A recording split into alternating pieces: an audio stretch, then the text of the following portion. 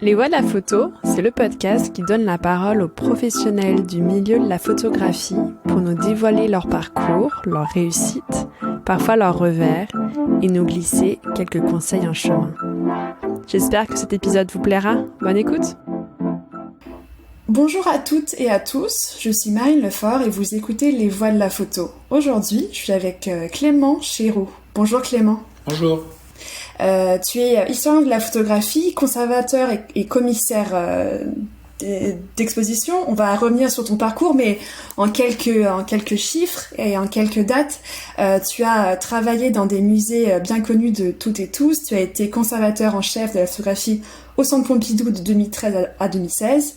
Tu as occupé ce même poste de 2017 à 2020 au Musée d'Art moderne de San Francisco et au MoMA, New York de 2020 à 2022.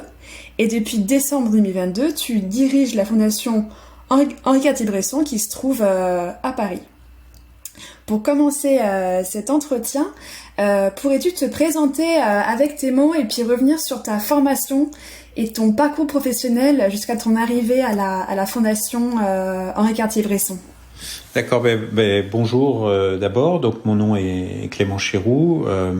Moi, je préfère généralement quand je me présente dire que je suis un historien de la photographie parce que je crois que c'est ce qui me définit le plus.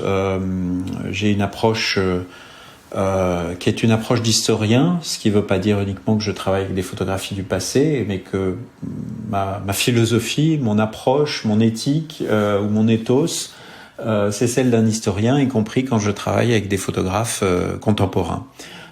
Et d'une certaine manière, dans mes différentes fonctions, j'ai le sentiment que j'ai toujours continué à faire de l'histoire de la photographie avec des outils différents qui étaient l'outil du musée, l'outil de l'exposition, l'outil de la publication, l'outil de la conférence, l'outil du cours. J'ai enseigné pendant de nombreuses années l'histoire de la photographie et toujours il s'agissait de faire de l'histoire de la photographie, c'est-à-dire de mieux comprendre des moments ou des pratiques de la photographie.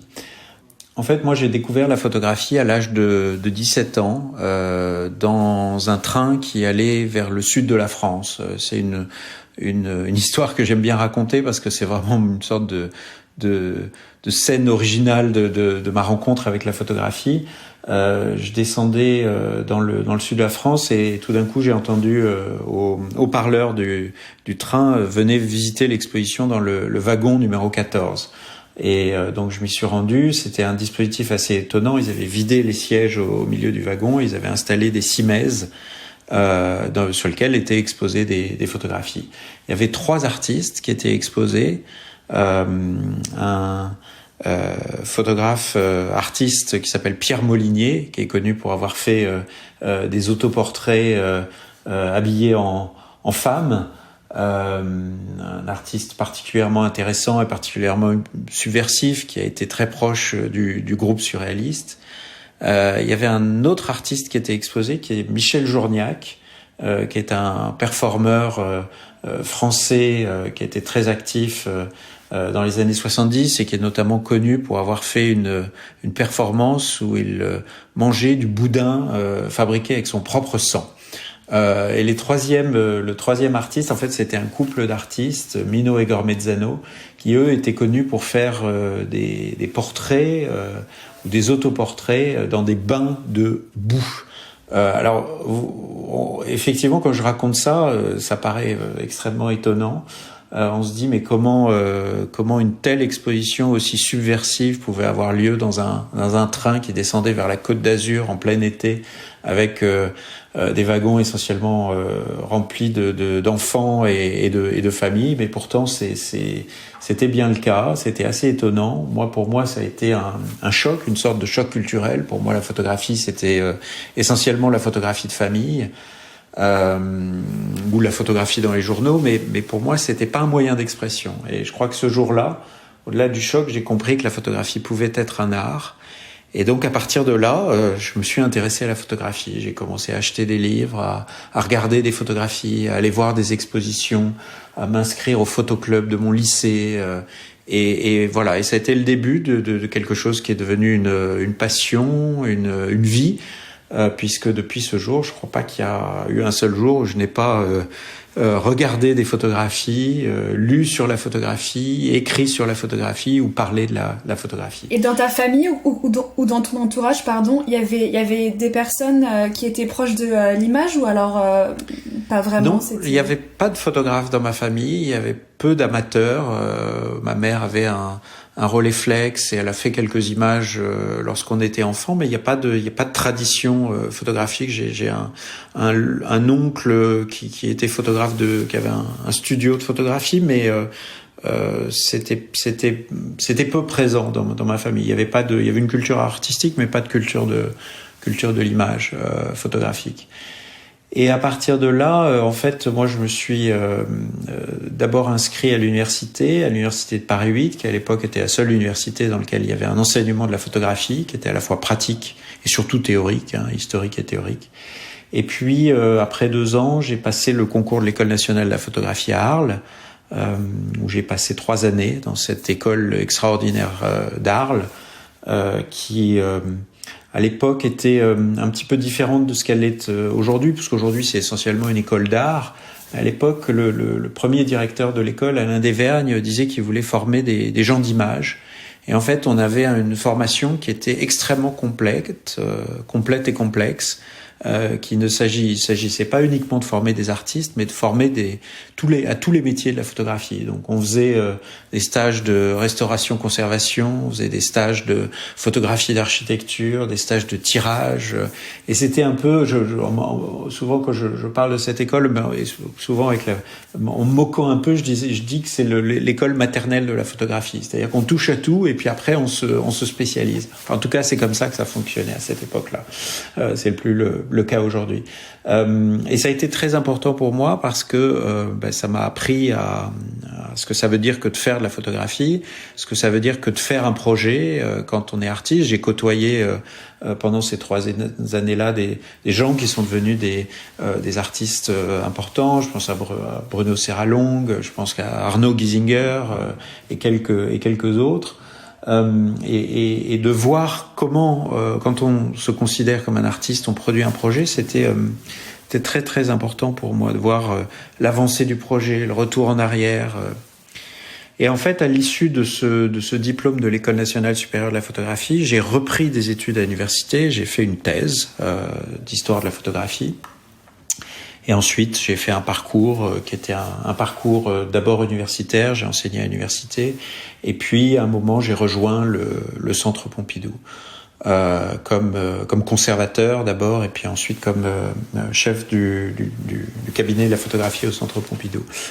Mais avant de détailler peut-être les autres expériences, je dois dire que cette double formation, à la fois théorique, un parcours universitaire, historique, théorique, et de l'autre côté quelque chose de plus pratique, avec vraiment de la pratique de la photographie. Bien, je dirais que cette double formation, c'est quelque chose qui est très important pour moi, parce que mon intérêt pour la photographie se situe vraiment dans les pratiques photographiques. C'est par rapport à d'autres conservateurs ou par rapport à d'autres historiens de la photographie, je vois que mon approche est très déterminée par le fait de comprendre ce que faire une image veut dire. Voilà, j'ai des collègues historiens de la photographie qui, par exemple, ne travaillent que sur des textes ou qui ne travaillent que sur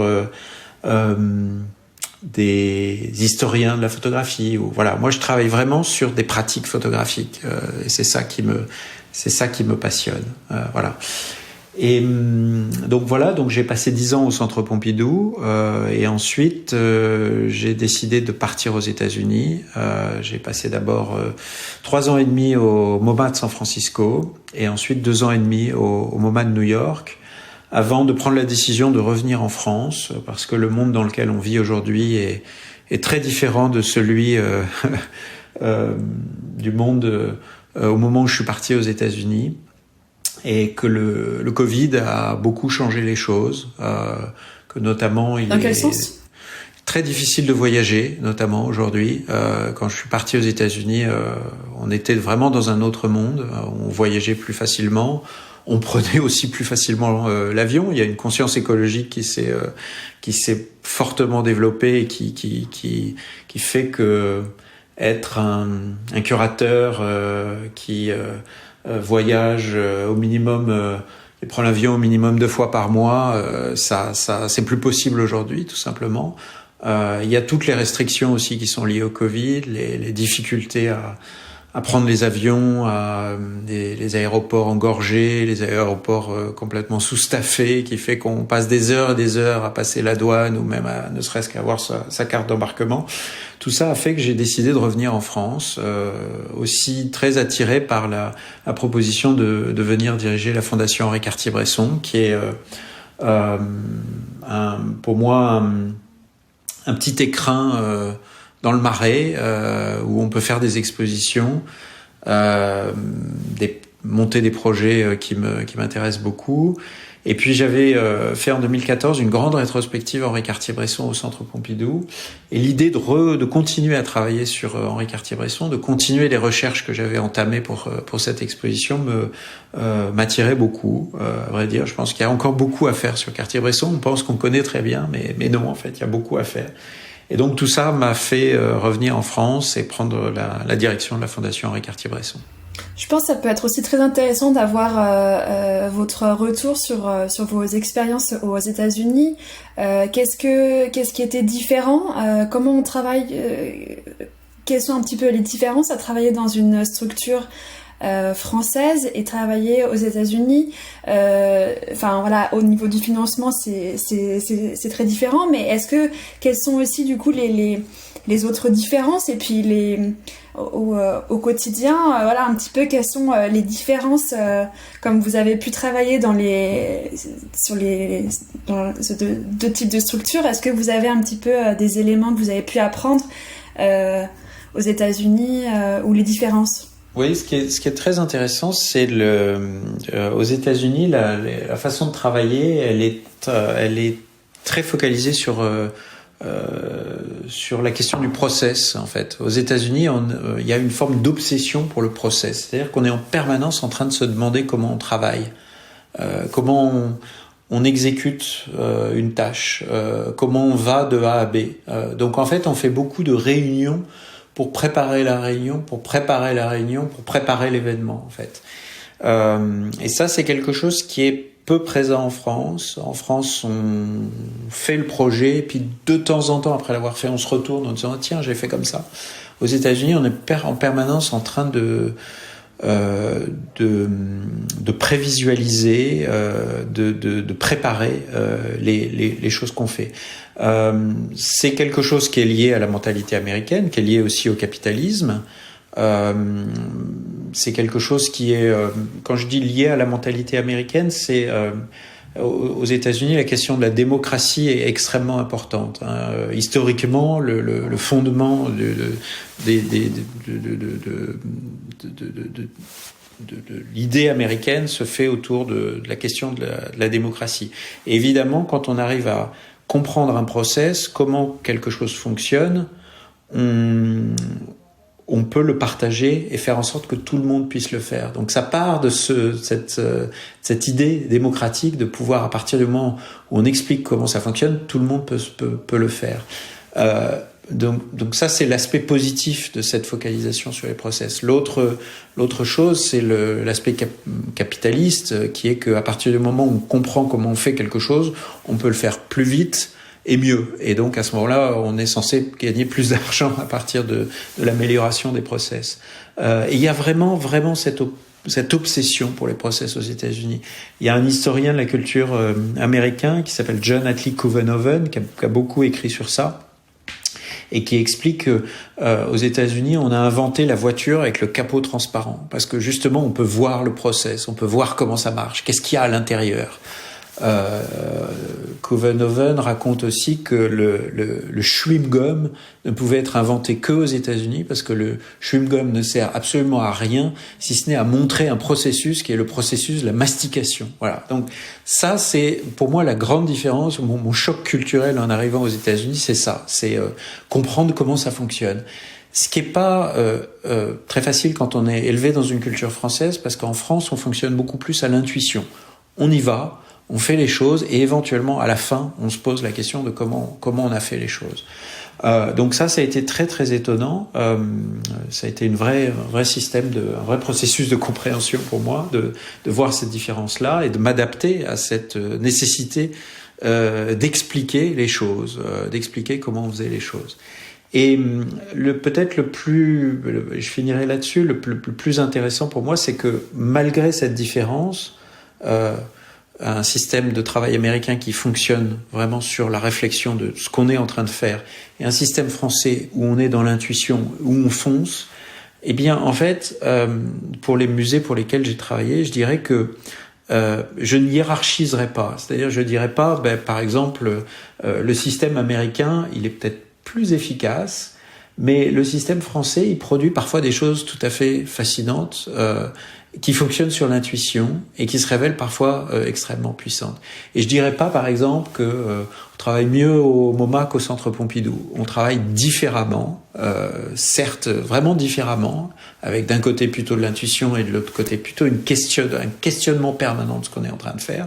Mais au final, je dirais, ces deux grandes institutions produisent des grands résultats qui sont tout aussi intéressants des deux côtés, mais pour des raisons différentes. Et quelles sont aussi les différences que vous avez pu voir en tant que conservateur de la photographie? Enfin, qu'est-ce qui est différent en tant que conservateur de la photographie dans une structure française ou européenne et dans une structure aux États-Unis, parce que l'histoire de la photographie est aussi enseignée différemment. On a aussi une culture différente en fonction du pays sur plein de critères, mais du coup quelles ont aussi été les différentes avec le médium, enfin les différences au niveau du médium sur ces deux pays.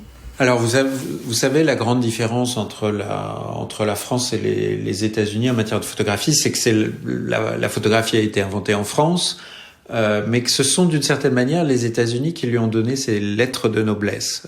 C'est aux États-Unis que la photographie d'abord se développe industriellement comme nulle part ailleurs, que au XIXe siècle, le nombre de studios de photographie explose, mais aussi c'est aux États-Unis que l'industrie photographie se met en place, et ensuite que la photographie est reconnue comme un art au XIXe siècle, beaucoup plus tôt aux États-Unis qu'en France, puisque le département du musée national du musée d'art moderne aux États-Unis, du MoMA, s'ouvre en 1940, alors qu'il faut attendre les années 80 pour qu'ouvre en France, à l'équivalent du MoMA, c'est-à-dire le musée national d'art moderne, qui est dans le Centre Pompidou. C'est seulement au milieu des années 80 qu'ouvre un département de photographie. Donc je dirais qu'il y a quasiment une quarantaine d'années de retard sur cette légitimation, cette reconnaissance de la photographie. Et ça pèse beaucoup, parce que ça fait que aux États-Unis, la photographie a très tôt, dès les années 20, fait partie à la fois de la modernité et du modernisme, c'est-à-dire que la photographie a été immédiatement intégrée dans les expériences culturelles qui étaient offertes au grand public, et que les États-Unis ont, je dirais, une génération, voire parfois 2 générations d'avance en termes de développement culturel de la photographie, dans les musées, dans les écoles, dans l'enseignement, et surtout, je dirais aussi, la construction d'un public. Et là où en France, on a toujours l'impression qu'il faut se relever les manches et réinventer en permanence la photographie, et qu'il faut mener un combat de légitimation de la photographie, que toujours il faut dire mais regardez, c'est important la photographie. Ben non, aux États-Unis, c'est quelque chose qui est parfaitement acquis et qui fait partie des habitudes culturelles.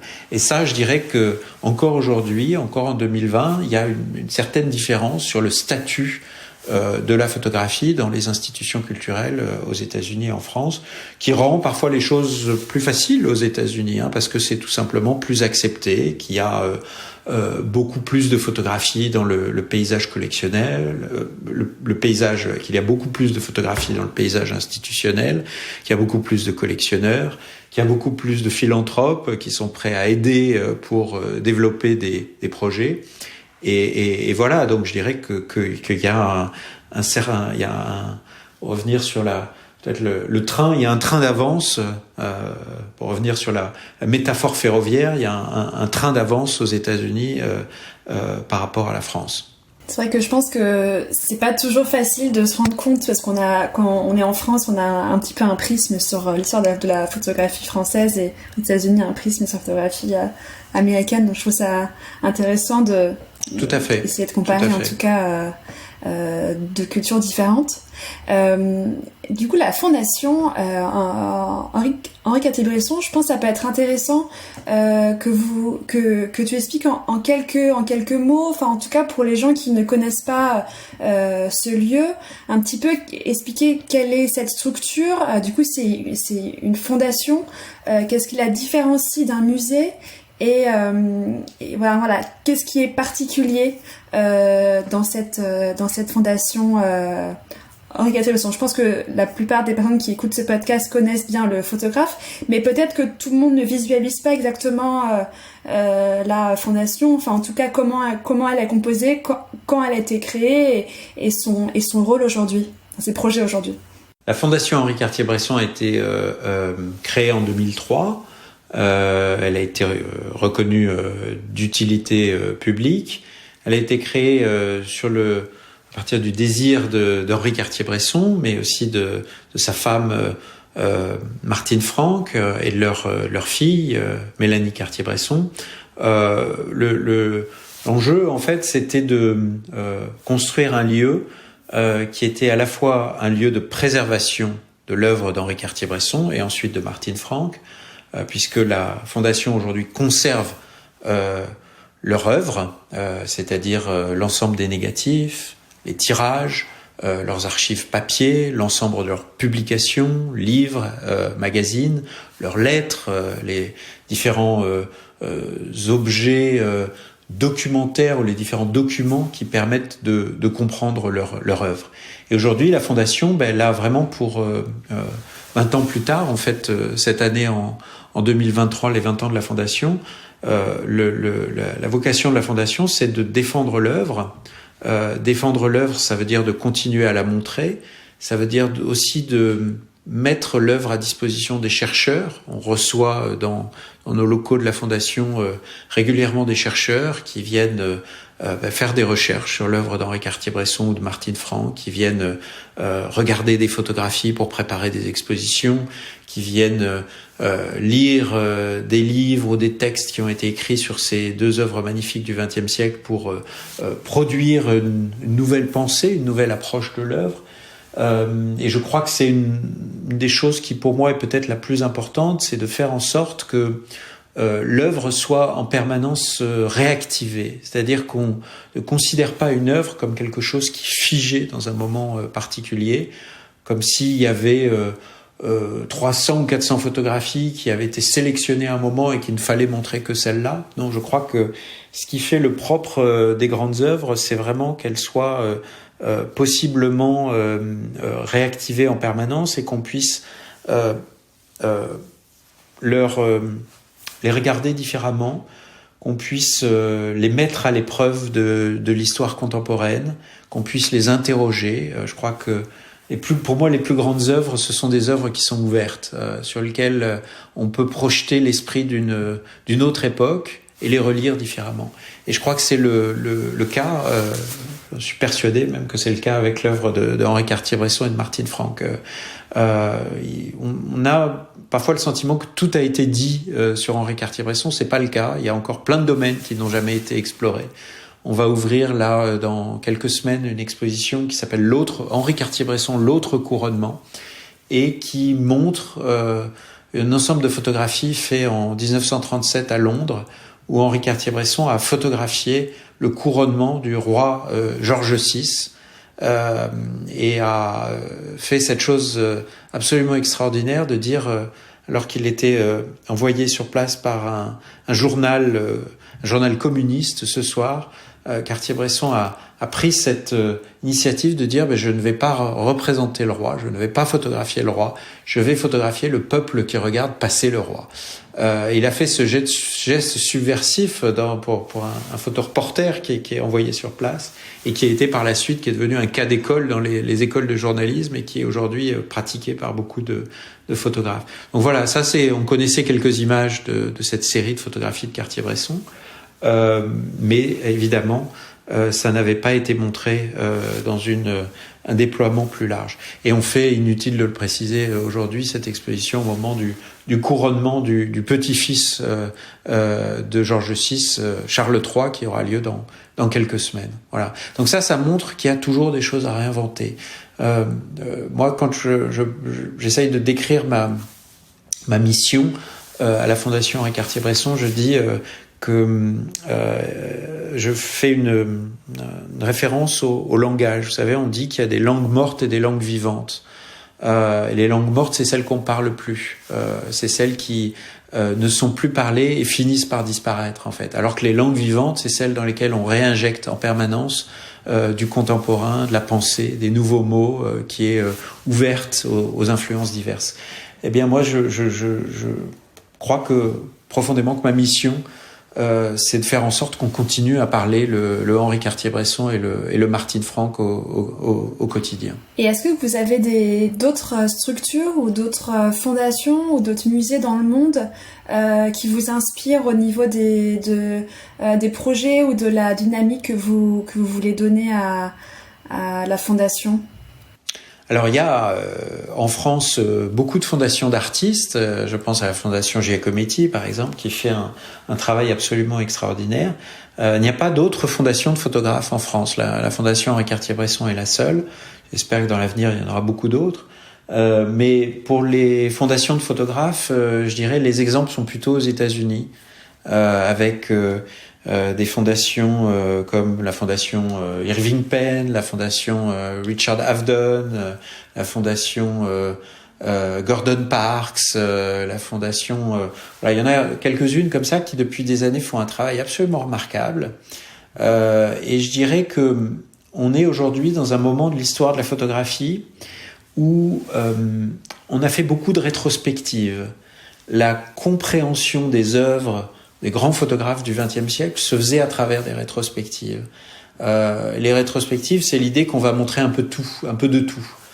Et moi, je crois qu'aujourd'hui, on a eu beaucoup de rétrospectives ces dernières années, beaucoup de rétrospectives de Henri Cartier-Bresson, et je crois que c'est le moment d'envisager d'entrer plus en profondeur sur certaines parties de l'œuvre, comme effectivement l'ont fait ces dernières années les fondations américaines que je citais précédemment. La fondation Gordon Parks a fait un travail absolument extraordinaire où ils ont pris une série particulièrement connue du photographe et ils ont travaillé en profondeur sur cette série pour essayer de mieux la comprendre.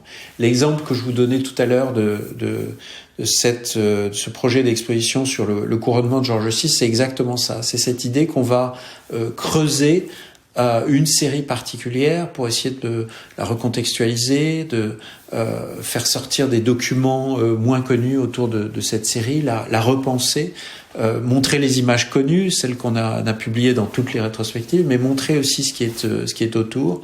Et donc, je crois que ça, c'est un des grands enjeux de l'histoire de la photographie. C'est après ces années dont je parlais tout à l'heure de légitimation de la photographie, je crois qu'aujourd'hui, il faut aller beaucoup plus en profondeur et en précision sur les œuvres photographiques. Et c'est ce qu'on va s'employer à faire à la Fondation Henri Cartier-Bresson.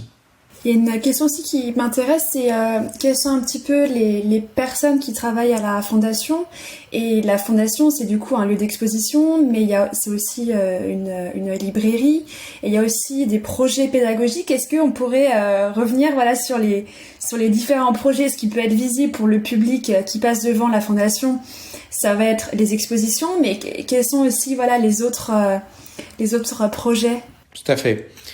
Alors, ce qui est peut-être important de préciser, c'est que la Fondation Henri Cartier-Bresson produit des expositions Henri Cartier-Bresson, des expositions qui sont présentées à la Fondation, ou des expositions itinérantes qui voyagent dans le monde entier. Et je crois qu'il y a pour nous un enjeu aujourd'hui pour faire en sorte que l'œuvre de Cartier-Bresson soit connue sur des continents où jusqu'à présent elle a peu été montrée. Je me réjouis d'avoir qu'on ait récemment eu une exposition présentée au Maroc de Henri Cartier-Bresson. Je crois qu'il y a encore beaucoup d'autres pays sur le continent africain où ça serait fantastique de pouvoir présenter l'œuvre d'Henri Cartier-Bresson. Je dirais, c'est la même chose en Asie, en Inde, en Chine, en Amérique du Sud. On a vraiment très envie de déployer l'œuvre de Cartier-Bresson sur ces continents où elle était moins montrée. Donc l'enjeu, c'est effectivement de faire des expositions Henri Cartier-Bresson, Martine Franck, de les faire circuler. Mais je crois que c'était aussi la volonté de Cartier-Bresson et de Martine Franck de ne pas réduire l'activité de la Fondation seulement à l'œuvre de ses fondateurs et de l'ouvrir à d'autres photographes, soit d'autres figures historiques, soit des photographes contemporains. Et donc à la Fondation, on montre les œuvres d'Henri Cartier-Bresson, de Martine Franck, mais on montre aussi des œuvres d'autres photographes. On a un volet notamment très contemporain à travers le prix HCB, qui récompense tous les 2 ans un photographe, qui offre un prix aux photographes, plus une exposition et un catalogue. Et donc on montre ça. Le prochain sera une photographe américaine qui s'appelle Caroline Drake, qu'on va montrer à partir de septembre prochain, et qui vraiment mettra en avant le regard d'une photographe américaine de très grand talent. Donc je dirais que la Fondation, elle œuvre dans le domaine des expositions, elle œuvre aussi dans le domaine des publications. Le livre aujourd'hui de photographie est quelque chose de très très important.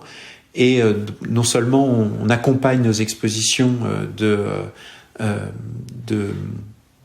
catalogues, de publications, mais on met aussi en avant à la Fondation les livres des photographes à travers notre librairie. Effectivement, on fait en sorte de montrer des livres. On vient de lancer là le livre du mois de la Fondation Henri Cartier-Bresson, qui est un nouveau dispositif qui met vraiment en avant un livre dont on considère qu'il est particulièrement marquant, particulièrement important.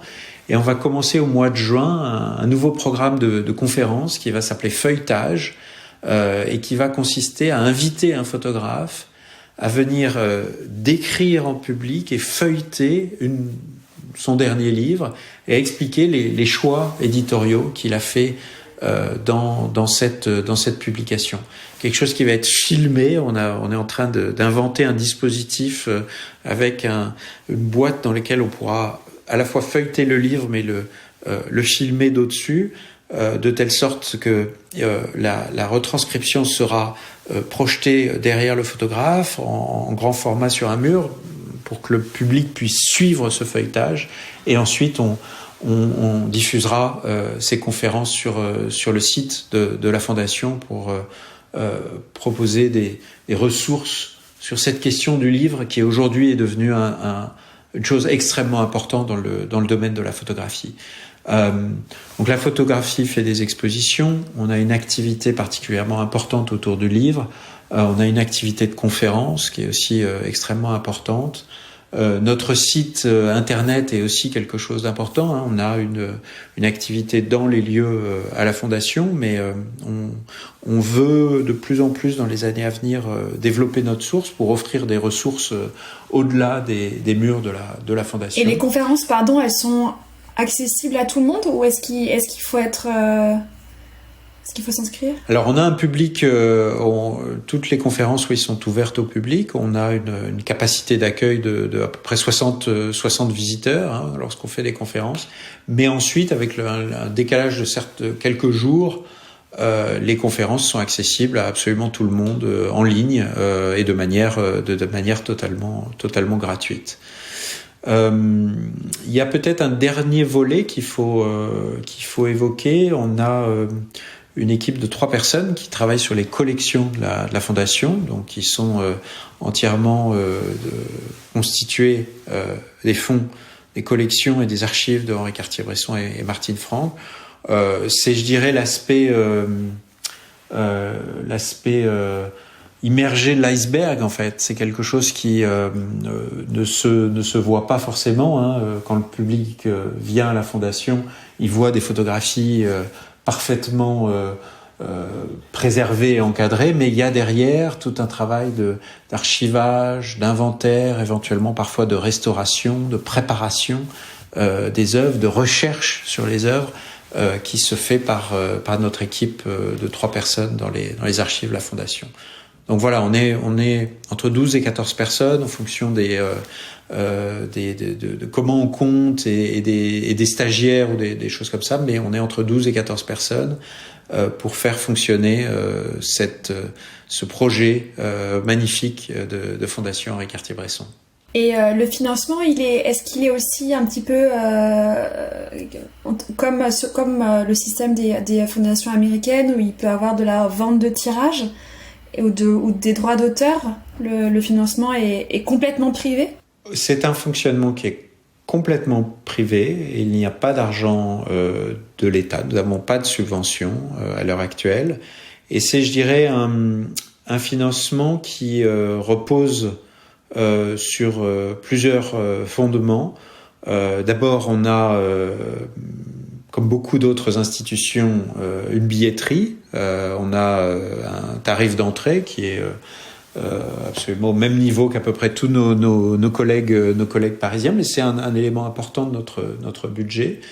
On a une partie de notre financement qui vient du placement d'un capital de départ, comme toutes les fondations. Quand on crée une fondation, il y a un capital de départ et qui produit des revenus, qui nous aide également à développer nos activités. Et puis on a une partie de recherche de mécénat, de fundraising auprès de partenaires privés. Que ce soit des entreprises ou que ce soit des mécènes privés, des personnes qui viennent nous aider individuellement sur le développement de certains projets de la fondation. Donc je dirais que ce sont les 3 sources de revenus principales, la billetterie, les revenus du capital et du mécénat. Et quelles sont les évolutions du métier de conservateur dans le milieu de la photo que tu as pu voir là sur une période de peut-être 20 ans? Tu as parlé des évolutions du fait qu'on a fait beaucoup d'expositions rétrospectives et qu'on change un petit peu certaines façons de faire. Est-ce qu'il y a d'autres évolutions que tu as pu voir dans la façon de travailler ou dans la façon de faire des expositions, enfin vraiment voilà, sur un point de vue professionnel? Bon, je crois que c'est un secret pour personne que la place de l'argent dans l'art n'a cessé de se développer depuis le début des années 2000 et que le travail du curateur, conservateur ou directeur d'institution, il a dû intégrer de plus en plus cette dimension-là de fundraising, de recherche d'argent. Et ça vaut autant pour les institutions françaises que les institutions américaines. Il y a une plus grande habitude à faire ça aux États-Unis, mais aujourd'hui c'est vrai pour la plupart de mes collègues qui travaillent dans les institutions françaises et pour la Fondation Henri Cartier-Bresson aussi. Donc il n'y a aucun doute sur le fait que l'argent a pris une place plus importante. Ça c'est pour la réponse très très pragmatique, mais c'est probablement peut-être pas la plus intéressante. Moi, ce qui m'intéresse beaucoup depuis que j'ai commencé donc à m'intéresser à la photographie depuis les années 80, c'est l'évolution des sujets qui intéressent à la fois les historiens, les curateurs, les journalistes et le public. Quand j'ai commencé à m'intéresser à la photographie au milieu des années 80, la plupart des discussions, des colloques, des publications, elles étaient sur comment on fait une image. Elles étaient sur la production. La plupart, je me souviens des premiers colloques auxquels j'ai assisté, c'est comment on fait, comment on produit l'image, quel type de révélateur on utilise, quel objectif on utilise. Et c'était une vraie obsession. Ça me questionnait beaucoup à cette époque-là. de voir qu'il y avait cette focalisation sur le moment de la production. Avec, je me souviens aux États-Unis, la plupart des livres qui paraissaient, c'était at work, Walker Evans at work, Have Done at work, Annie Leibovitz at work, parce que c'était vraiment, on va vous donner les clés et vous allez réussir à faire la même chose. Hein. Donc c'était vraiment le travail, la production. Très doucement, à partir de la fin des années 90 et du début des années 2000, on a vu une évolution, une distanciation de la production. C'était plus tellement le sujet. Le grand sujet, c'était devenu la diffusion de la photographie. Et ça, je pense que c'est aussi lié aux réseaux sociaux, mais beaucoup plus largement, c'est lié à une évolution où la question de la diffusion est devenue de plus en plus importante. On a cessé d'avoir ces derniers temps des livres sur les livres ou des colloques sur comment on fait une exposition. Donc voilà, livres, expositions, réseaux sociaux, les agents de photographes. On ne cesse aujourd'hui de penser cette question de la diffusion. On parle très très peu de la production, mais en revanche, la focalisation aujourd'hui, c'est comment on passe du producteur au récepteur ou au visiteur ou au regardeur. Voilà. Et on est dans un moment d'obsession pour cette question de la diffusion. Donc ça a été probablement augmenté, comme je le disais, par les réseaux sociaux, mais aujourd'hui c'est là. C'est le grand sujet de la photographie aujourd'hui, c'est comment ça se diffuse. Voilà. Alors probablement, je veux pas faire de la voyance, mais probablement que le prochain grand sujet, ça sera le regardeur. Dans quelques années, on va passer encore au stade d'après et qu'on va interroger la façon dont on regarde les images. Ça a déjà commencé, hein, on se pose ces questions-là, mais peut-être que ça deviendra le grand sujet de la photographie dans quelques années. Merci beaucoup. Et là, ce que tu dis, c'est vrai que j'ai interviewé Simon Baker il y a quelques mois et il était venu à une conférence que tu avais fait où tu avais parlé de ça et il était aussi très marqué par ce changement de point de vue et par ces transitions. Voilà. Donc c'est vrai que ça me rappelle aussi ce que Simon avait retenu aussi de la conférence où il était venu il y a quelques mois maintenant. J'ai une dernière question qui est une question assez générale parce que du coup il y a pas mal de photographes qui écoutent ce podcast et aussi des historiens de la photographie. Du coup j'ai une question pour deux professionnels différents. La première est, est-ce que tu aurais des conseils pour des photographes qui voudraient travailler dans ce milieu en 2023? La question peut être prise par je la dis toujours, c'est par tous les angles qu'on veut. Ça peut être sur un point de vue technique, un point de vue façon de faire, ou alors vraiment juste plutôt un truc à ne pas faire. Et l'autre, est-ce que tu aurais aussi des conseils pour des historiens de la photographie? Des choses peut-être à faire, ne pas faire. Parce que je pense que tu es en contact avec pas mal de personnes, donc l'idée c'est de peut-être donner quelques éléments pour des photographes et pour des historiens de la photographie qui souhaiteraient travailler en 2023 dans cette industrie. Alors c'est un petit peu difficile de répondre à cette question parce que moi je ne me suis jamais placé comme un pédagogue ou un éducateur. Moi ce qui m'intéresse en fait c'est de transmettre. C'est de pas dire il faut faire ci ou il faut faire ça. Moi, ce qui m'intéresse, c'est de transmettre des images, transmettre des questions, transmettre des expériences. Et donc, moi, j'ai pas vraiment de recette parce que je m'adapte à chacun des sujets qui m'intéressent. Et en plus, j'aime vraiment pas donner des conseils parce que, en plus, je dirais que je considère que j'ai écrit il y a quelques années un livre sur le ratage en photographie et que je considère qu'il faut faire des erreurs et que c'est extrêmement important dans un processus d'apprentissage d'en passer par l'erreur. Donc je voudrais surtout pas me retrouver dans une position contradictoire où je dirais il faut faire ci ou il faut pas faire ça. Néanmoins, pour essayer de répondre un petit peu à la question, je voudrais dire que La photographie est un objet complexe qui paraît très évident comme ça. On regarde une image, on a l'impression d'avoir tout compris et que c'est instantané, qu'il n'y a pas besoin de temps long, il n'y a pas besoin de mots autour de l'image. Et je voudrais mettre peut-être en garde contre cette apparente simplicité de la photographie. C'est un objet extrêmement complexe, la photographie.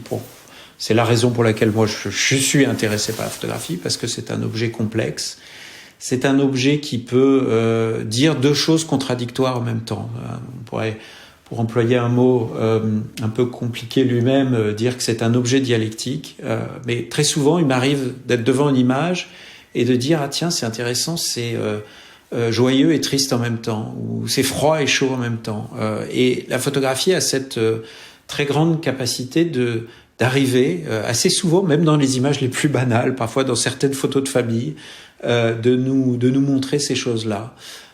Et c'est pour ça que j'insiste sur cet aspect complexe de la photographie. Et donc ça veut dire qu'il faut prendre du temps avec la photographie, que c'est fantastique de jouer du pouce sur son compte Instagram, c'est un vrai bonheur, mais il y a d'autres images qui nécessitent plus de temps, qui nécessitent des recherches, qui nécessitent de la pensée, de la conceptualisation, et que voilà, c'est une chose importante pour les photographes, mais c'est aussi une chose importante pour les historiens. La photographie est un objet complexe. Très bien, merci beaucoup Clément. Je pense qu'on a pu faire un tour assez clair sur ta carrière, mais aussi sur la fondation Henri Cartier-Bresson. Donc là, cette année, c'est les 20 ans. Donc j'ai hâte de voir un petit peu la programmation. On m'a dit qu'il y aura peut-être une programmation spéciale aussi à partir de septembre. Tout à fait. Voilà. Donc merci beaucoup Clément. Et merci. À très bientôt. À bientôt. Au revoir. Au revoir. Merci d'avoir écouté Les Voix de la Photo. Pour faire connaître le podcast à plus de monde, je vous invite à laisser un commentaire et 5 étoiles sur Apple Podcast. Si vous voulez me faire part de vos remarques, m'indiquer des personnes que vous souhaitez entendre ou en savoir plus, vous pouvez me suivre sur les réseaux sociaux, sur Instagram, LinkedIn et Facebook. À très bientôt!